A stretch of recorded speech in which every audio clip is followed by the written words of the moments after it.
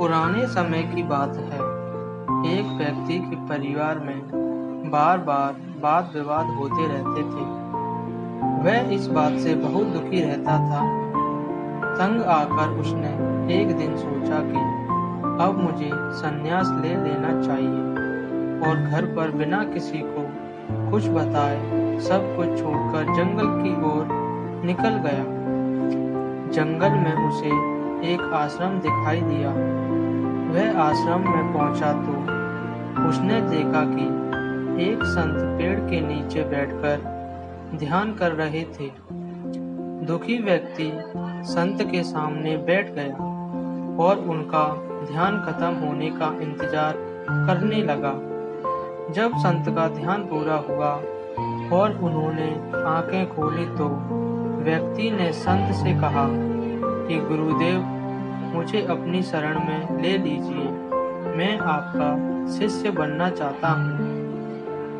मैं सब कुछ छोड़कर भगवान की भक्ति करने आया हूँ। संत ने उससे पूछा कि तुम अपने घर में किसी से प्रेम करते हो? व्यक्ति ने कहा कि नहीं, मैं अपने परिवार में किसी से भी प्रेम नहीं करता।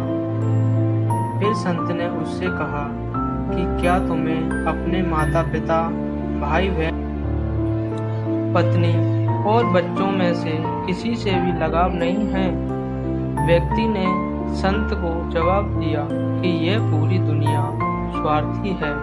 मैं अपने घर परिवार में किसी से भी स्नेह नहीं रखता हूँ। मुझे किसी से भी लगाव नहीं है, इसीलिए मैं सब कुछ छोड़कर संन्यास लेना चाहता हूँ। संत ने कहा कि भाई, तुम मुझे क्षमा करो, मैं तुम्हें अपना शिष्य नहीं बना सकता हूँ।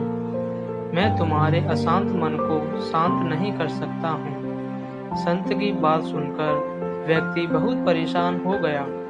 संत बोले, अगर तुम्हें अपने परिवार से थोड़ा भी स्नेह होता तो मैं उसे बढ़ा सकता था।